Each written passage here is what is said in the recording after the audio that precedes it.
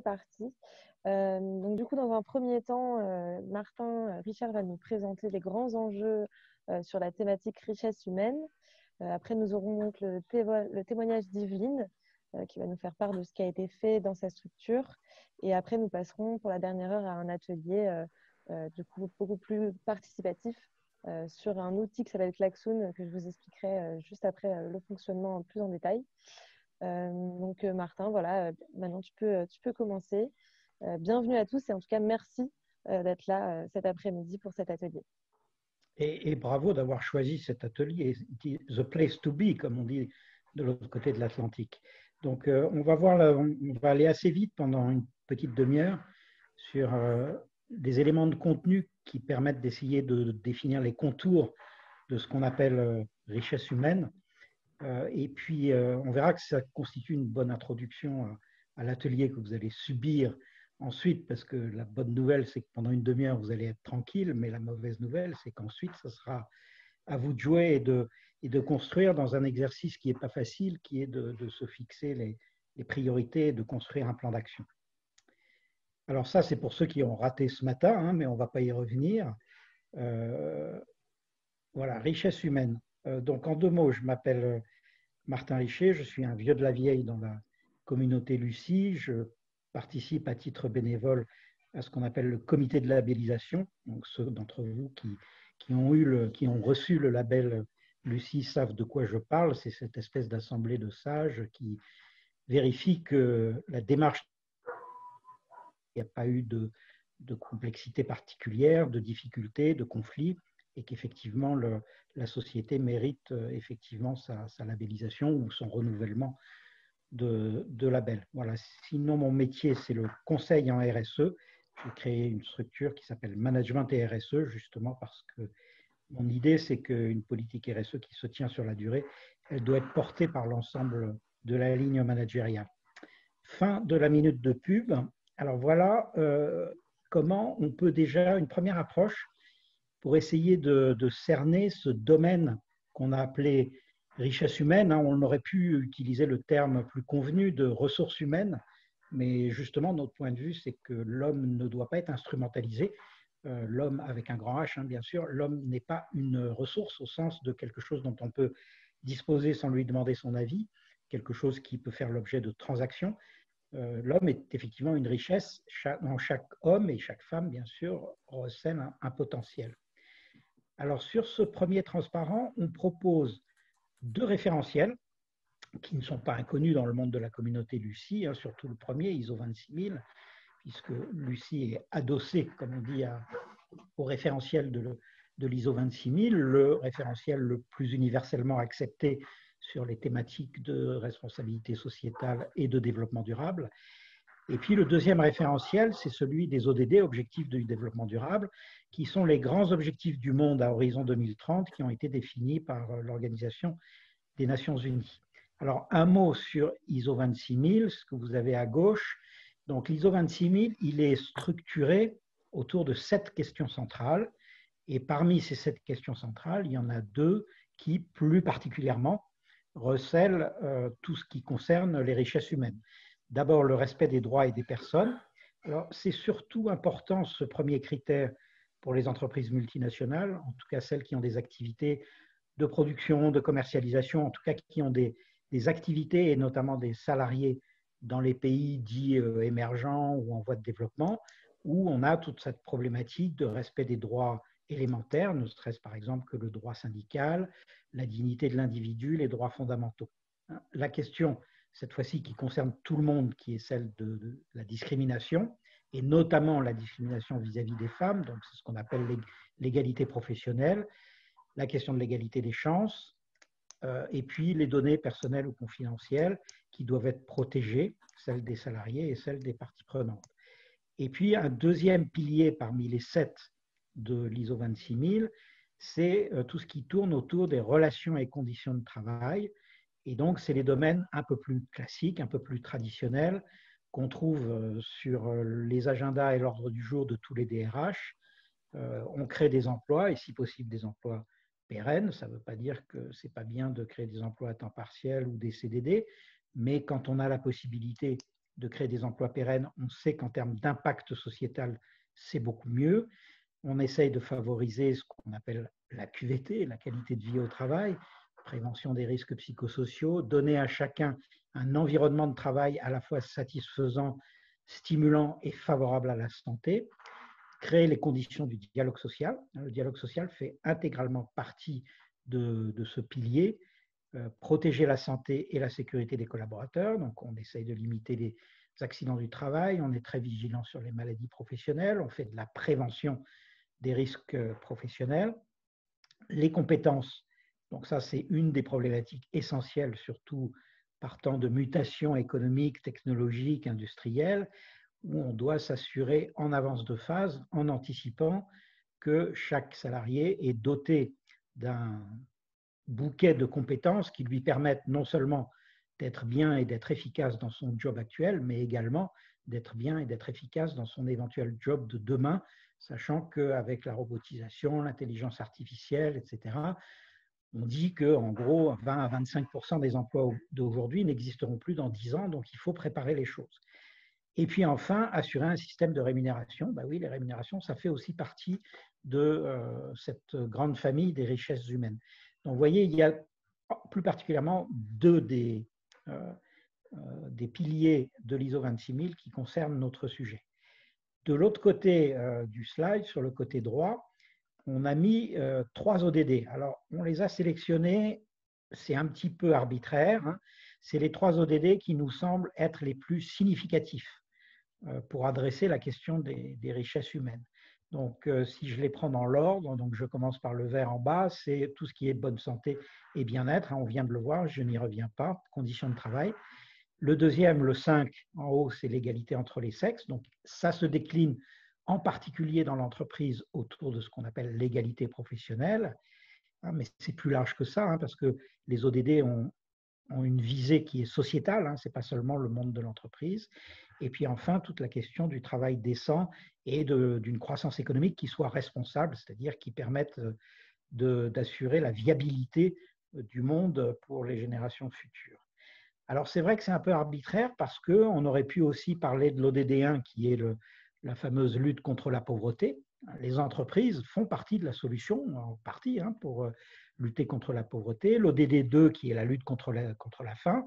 Les entreprises, en créant des emplois, en versant des salaires, contribuent à la lutte contre la faim. L'ODD4, c'est l'accès à l'éducation, mais au sens large, hein, donc la formation professionnelle, la formation continue, celle qui est déployée dans l'entreprise en fait partie. Donc, on pourrait prendre les 17 ODD et on constaterait que dans presque chacune d'entre elles, il y a un volet richesse humaine. On s'est contenté de prendre ces 3-là parce que c'est celles qui sont les plus évidemment en résonance avec la notion de richesse humaine. Voilà, donc ça, c'est 2 approches complémentaires, celle de l'ISO 26000 et celle des objectifs du développement durable, qui permettent de cerner un peu la question. Alors maintenant, ce que je vous propose de faire, c'est de regarder les indicateurs, parce que la démarche de RSE qu'on vous propose de faire pendant l'atelier, cette démarche, c'est ce qu'on appelle, en langage RSE, on appelle ça la matérialité. C'est une démarche qui consiste à déterminer les enjeux qui sont les plus pertinents pour nous, hein, en fonction de notre histoire, de notre activité, des pays dans lesquels on est implanté. Je me positionne en tant que partie d'une entreprise ou en tout cas d'une organisation de toute nature, que ce soit une association, une entreprise privée ou autre. Donc, on sélectionne les enjeux qui sont les plus pertinents pour nous, sur quoi on peut agir, sur quoi on peut avoir un impact. Et ensuite, on bâtit des objectifs, des engagements qu'on va prendre vis-à-vis de nos parties prenantes pour apporter une contribution positive à ces enjeux et pour limiter nos impacts négatifs quand on a des impacts négatifs. Bon, par exemple, si je prends le sujet de la pollution atmosphérique, un impact négatif, c'est les gaz à effet de serre qu'on émet, et un impact positif, ça peut être des actions qu'on prend pour développer la biodiversité, par exemple faire des terrasses végétalisées sur nos immeubles, etc. Voilà, donc la deuxième étape, c'est de se poser la question des indicateurs. Si on veut prendre des engagements, il faut être capable de piloter notre démarche d'amélioration avec un jeu d'indicateurs qui nous permet à tout moment de savoir où on en est qu'on est sur la bonne route, est-ce qu'on progresse, qu'est-ce qui reste à faire pour atteindre nos objectifs. Alors, vous avez ici du coup un petit paysage sur certains des enjeux qu'on a vus tout à l'heure. Par exemple, on a vu qu'on a un enjeu en matière d'égalité homme-femme.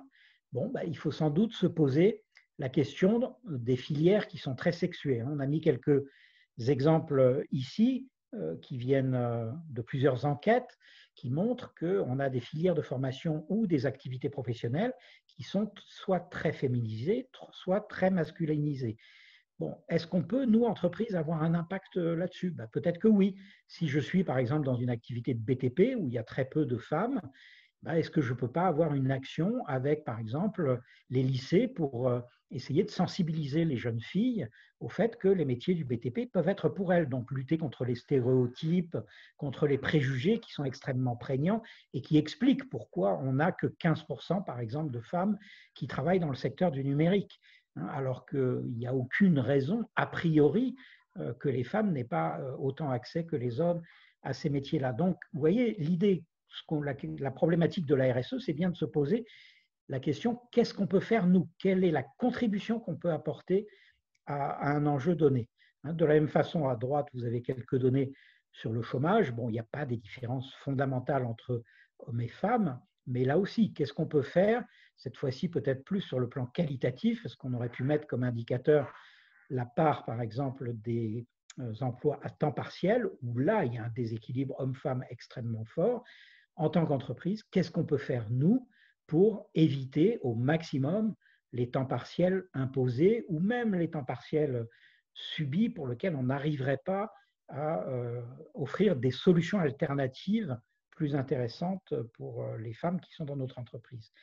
Discrimination, bon, vous voyez les études qui ont été faites en matière de discrimination salariale en bas à droite. Vous avez entre les hommes et les femmes, en moyenne, entre les salariés, 24% de différence entre le salaire moyen homme et le salaire moyen femme, évidemment au détriment des femmes. Une partie de ces différences s'explique par la qualification, parce que les femmes, malheureusement, occupent plus souvent des emplois moins qualifiés que ceux des hommes, mais même à qualification égale, on a un écart qui est quand même très significatif. Et puis, si on gomme toutes les différences et qu'on prend des postes qui sont à même qualification et à même compétence, c'est-à-dire même type de formation, même type d'ancienneté et d'expérience, on a quand même un écart résiduel de 9%. Et tout ça ne veut pas dire qu'il faut s'occuper que des 9%. Il faut attaquer à tous les étages. Donc, se poser la question, pourquoi est-ce qu'on n'a pas de femmes en haut de notre pyramide de qualification, ou en tout cas moins en proportion, pourquoi, etc. Donc, on travaille sur l'ensemble des données. Alors, de la même façon, il y a ce qu'on appelle le plafond de verre, qui montre que, alors la comparaison qu'on a ici par des femmes dans les conseils d'administration et dans les COMEX, en France, on est plutôt bon, mais en fait, pour tout vous dire, on est plutôt bon parce qu'il y a eu une loi, la loi dite Copé-Zimmermann, qui a obligé les conseils d'administration à avoir au moins 40% de femmes dans leur effectif. Et ça a fait bouger, sur une période de 5 ans, ça a fait bouger considérablement les conseils d'administration. Moi, je peux vous dire, je travaille avec beaucoup de conseils d'administration. Il y avait une sanction à la clé. Ceux qui n'étaient pas au rendez-vous étaient frappés éventuellement par la nullité de la délibération du conseil d'administration. Donc ça, c'est très ennuyeux parce que ça veut dire que vous n'avez plus de conseil d'administration ou en tout cas, il ne peut plus prendre de décision, ce qui est extrêmement embarrassant. Donc les conseils d'administration ont beaucoup réagi. Par contre, la part des femmes dans les CODIR et dans les COMEX, qui eux, c'est-à-dire dans le côté exécutif, qui eux n'étaient pas concernés par la loi, n'a quasiment pas bougé et est toujours aux alentours de 18 à 20%. Donc on voit bien qu'on a du mal en apportant que des solutions volontaires. Parfois, on est obligé d'adopter la contrainte ou une combinaison entre les incitations et les contraintes. Et ce plafond de verre, ça ne concerne pas que les entreprises et encore moins que le monde atroce des entreprises privées soumises à la concurrence internationale qui est représentée par le CAC 40 ou le SBF 120. Par exemple, est-ce que quelqu'un saurait dire quelle est la proportion de femmes directeurs dans les établissements culturels, c'est-à-dire les théâtres, les salles de spectacle, etc. Bon, où là, on est dans le monde de la bohème, on est dans la poésie, etc. Ben, figurez-vous que la part des femmes dans les postes de direction n'est que de 9%. Donc, on voit que ce n'est pas simplement un problème de l'atroce capitalisme, ça va bien au-delà, ça déborde aussi dans le monde politique, on a mis à droite la part assez misérable des femmes dans les mandats de maire de commune. Un autre constat sur le handicap. Le handicap, c'est également, comme l'égalité homme-femme, un domaine où on a une législation assez foisonnante en France, hein, puisqu'il y a une loi sur le handicap depuis maintenant un peu plus de 30 ans qui impose aux entreprises d'avoir une proportion de 6% de travailleurs handicapés. Ben, regardez où on en est, en bas de l'infographie qui est à gauche, on est à peine un peu plus que la moitié de cet objectif, alors que ça fait 30 ans que cette législation existe. Vous voyez, ce n'est pas d'hier. Ce qui est intéressant d'ailleurs, c'est que le 3,4%, quand vous le différenciez entre secteur privé fonction publique, etc., bon, la fonction publique est plutôt un peu en avance sur le privé, mais elle n'est pas non plus à l'objectif, y compris si vous prenez que la fonction publique d'État, c'est-à-dire en gros les ministères. Donc ça veut bien dire que l'État impose aux organisations des contraintes qu'il n'est même pas capable de tenir lui-même. Vous voyez, donc c'est toute la contradiction du législateur qui a tendance en France à faire beaucoup de lois en se préoccupant un peu moins de la capacité des organisations à absorber ces lois et à y répondre de façon positive. Par exemple, on vient de voir, là, il y a 10 minutes, on vient de parler de l'égalité salariale homme-femme. Eh bien, le principe de cette égalité salariale homme-femme est inscrit dans la loi, vous savez depuis quand? Depuis 1972. Donc certains d'entre vous n'étaient pas nés. Il n'y avait même pas encore Giscard, on était encore sous Pompidou. Donc c'est vous dire. Donc ça n'est pas parce qu'une chose est définie par la loi qu'elle est automatiquement réglée. Il faut s'intéresser à deux choses. D'une part, évidemment, créer un dispositif d'incitation qui s'impose suffisamment aux entreprises, mais également à l'accompagnement. Les discriminations, alors ça c'est intéressant, il y a énormément de chiffres qui sont disponibles. Je vous incite par exemple, si vous n'avez pas eu l'occasion de le faire, de regarder le rapport annuel que produit le Défenseur des droits. Et alors d'autant plus celui de cette année, parce que le Défenseur de droits qui était Jacques Toubon a fini son mandat, il a pris sa retraite. Et donc le dernier rapport qu'il a fait est vraiment sans langue de bois, il pouvait se permettre de dire les choses. Donc, si vous vous intéressez à la problématique des discriminations, n'hésitez pas à aller voir. Vous verrez que Jacques Toubon est extrêmement clair et, je pourrais dire, assez sévère sur ses constats dans ce rapport. Ce qui est intéressant ici, c'est la question de l'impact, parce que faire des indicateurs, c'est très bien, mais ce qui nous intéresse, nous, c'est qu'est-ce qu'on peut, en tant qu'entreprise ou en tant qu'organisation, avoir comme impact. Et sur la question des discriminations, il y a un rapport très intéressant qui a été fait par France Stratégie. Vous avez en bas le lien qui vous permet d'y accéder si la problématique vous intéresse. France Stratégie a fait une étude. Alors vous savez, c'est un organisme de recherche économique qui est placé sous la responsabilité du Premier ministre et qui d'ailleurs constitue le noyau sur lequel est en train de se reconstruire le commissariat au plan, puisqu'il fait son retour sous l'égide de François Bayrou. Donc, France Stratégie s'est posé la question, quel est l'impact économique de la lutte contre la discrimination? Parce que lutter contre la discrimination, c'est très bien sur le plan moral et sur le plan de la conformité à ISO 26000, conformité aux ODD, etc. Mais ça apporte aussi un avantage sur le plan économique. Et par exemple, on n'a pas trop le temps pour rentrer dans les détails, donc je vais me cantonner à ça, mais si on prend les discriminations sur le marché du travail, par exemple le fait que vous envoyez aux entreprises le même CV, avec exactement les mêmes choses, sauf que l'un s'appelle Mohamed et l'autre s'appelle Michel, eh bien, c'est étonnant, mais le Mohamed reçoit 2,5 fois moins de convocation à un entretien que le Michel.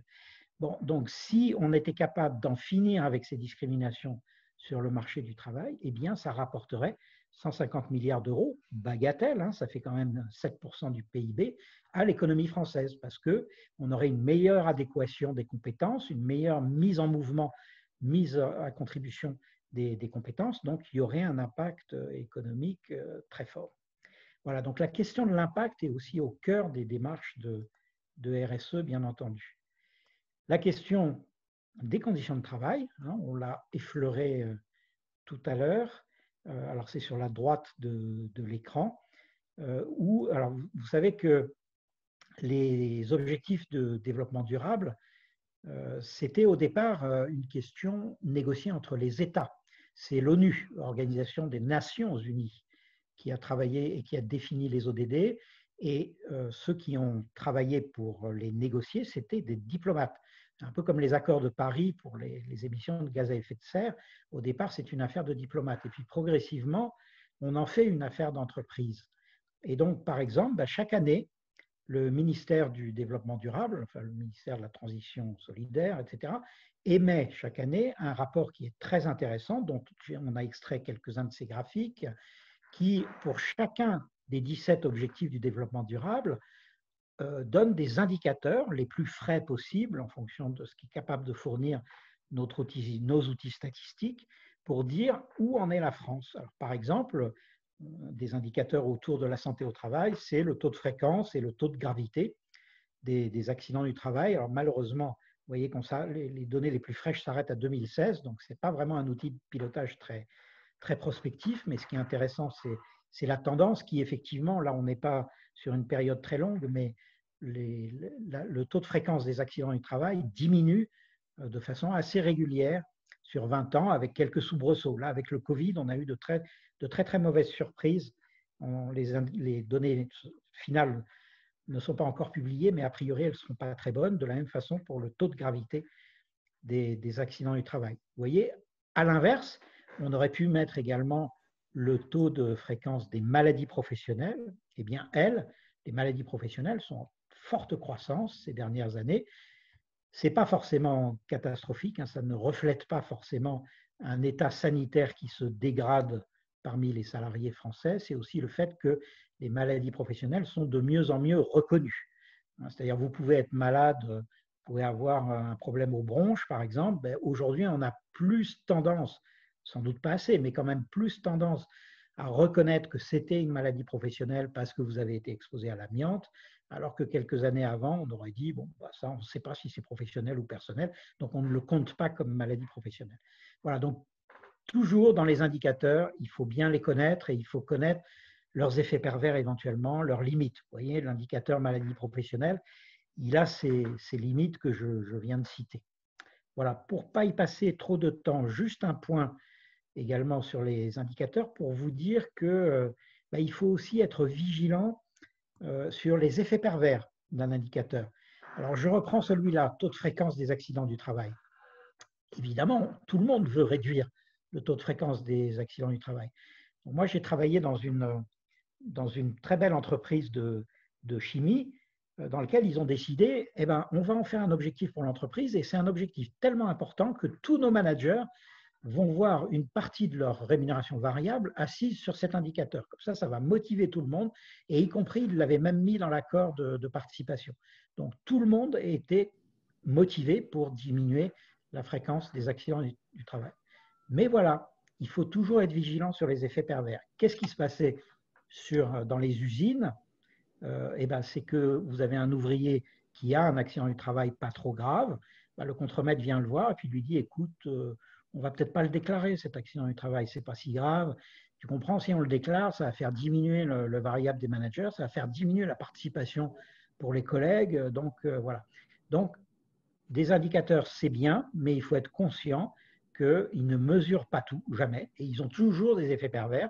Donc, il faut être vigilant, ne pas hésiter de temps en temps à changer d'indicateur, parce que au bout d'un moment, quand les gens sont motivés, y compris salarialement, sur des indicateurs, ils finissent par travailler pour les indicateurs au lieu de travailler pour la boîte.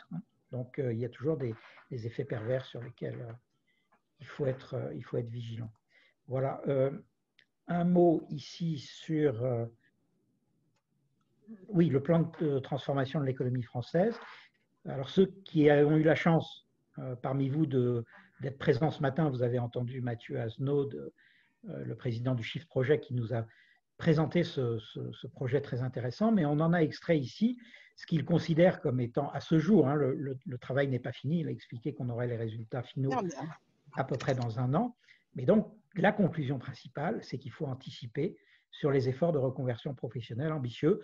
Donc tout ça, ça nous montre que ce que les entreprises peuvent faire en matière de formation est extrêmement important. Et là, je peux vous dire qu'il y a toujours des progrès à faire parce que moi, je regarde dans toutes les entreprises où j'interviens, je regarde toujours le bilan social. Et qu'est-ce que je constate presque systématiquement?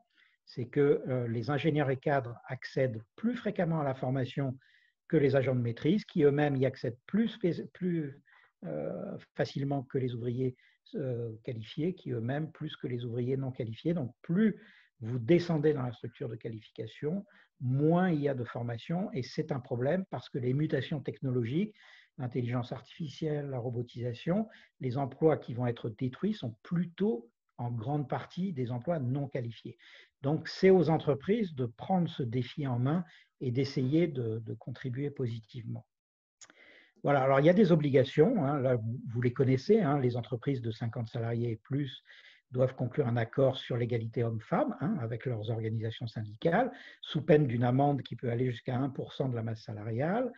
Bon, à défaut d'accord, il y a un plan unilatéral de la direction de l'entreprise, mais on privilégie la réalisation d'un accord. Il faut mesurer l'index, vous savez, ce qu'on appelle parfois l'index Pénicaud, du nom de l'ancien ministre du Travail, qui était ministre jusqu'à juillet dernier, Muriel Pénicaud, qui a créé cet index qui permet de cerner la problématique de la parité homme-femme sous plusieurs angles de vue. Hein. Vous devez avoir un référent en matière de lutte contre le harcèlement sexuel et les agissements sexistes. Il y a la loi sur le handicap dont on parlait tout à l'heure. Donc, il y a plein d'obligations. La démarche de la RSE, c'est aussi de se dire, bon, on s'impose de respecter ces obligations, il faut le faire, mais on va essayer d'aller plus loin. Donc la démarche de RSE, ce sont des engagements volontaires, c'est une démarche volontaire de l'entreprise pour prendre des engagements qui vont au-delà du légal, au-delà de ce qui est demandé aux entreprises. Voilà. On a fait un petit tour d'horizon, donc vous voyez, ayez bien en tête, parce que ça sera utile pour l'atelier qu'on va faire ensemble tout à l'heure, mais il y a une structure à 3 niveaux. Vous avez le niveau des enjeux, à quels enjeux on peut participer, qu'est-ce qu'on peut faire nous en tant qu'entreprise, sur quoi on peut avoir un impact pour augmenter les impacts positifs et diminuer nos impacts négatifs. Donc ça, c'était la partie enjeux. Ensuite, vous avez une partie indicateurs.